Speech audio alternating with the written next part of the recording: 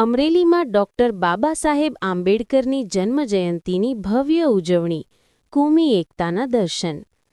બંધારણના ઘડવૈયા ડોક્ટર બાબા સાહેબ આંબેડકરની 136મી જન્મજયંતિ નિમિત્તે અમરેલી શહેરમાં ઉત્સાહભેર ઉજવણી કરવામાં આવી હતી.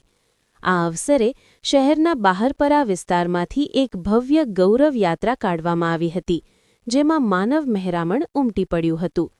આ ગૌરવ યાત્રા જ્યારે બહારપરા ચોક ખાતે પહોંચી ત્યારે સામાજિક સમરસતાના અદ્ભુત દ્રશ્યો જોવા મળ્યા હતા.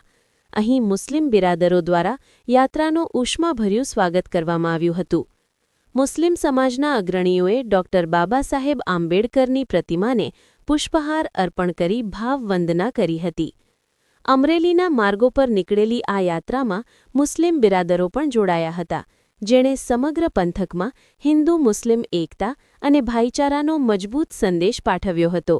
સ્થાનિકોએ આ પહેલને બિરદાવતા જણાવ્યું હતું કે બાબા સાહેબના વિચારો આજે પણ સમાજને એક સૂત્રે બાંધવાનું કામ કરી રહ્યા છે.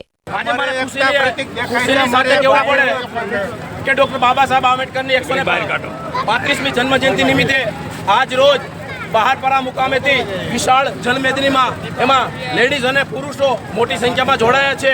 અને આ ચોક જે બાબા સાહેબનું સ્ટેચ્યુ તમારી પાછળ દેખાય છે તે બાબા સાહેબ સ્ટેચ્યુને હારતોરા કરી અને આજે સમગ્ર વિશ્વમાં વિશ્વ વિભૂતિ કહેવાય તો ડૉક્ટર બાબા સાહેબ આંબેડકરની જન્મજયંતિ ઉજવાતી હોય ત્યારે હિન્દુ મુસ્લિમ એકતાનું સરસ મજાનું ઉદાહરણ પાડનાર આજે મારી સાથે જે મુસ્લિમ બિરાદરો છે એ ડૉક્ટર બાબા સાહેબ આંબેડકરને હારતોરા કરી અને જે બાબા સાહેબને સન્માન ખરેખર જોઈએ છે એ લોકો પણ અહીંયા આવી અને બાબા સાહેબને સન્માનિત કરેલ છે. અને આજે 175મી જન્મજયંતિ નિમિત્તે 135મી જન્મજયંતિ નિમિત્તે ડૉક્ટર બાબા સાહેબ આંબેડકરને આજે સમગ્ર વિશ્વમાં ઉજવવામાં આવે છે.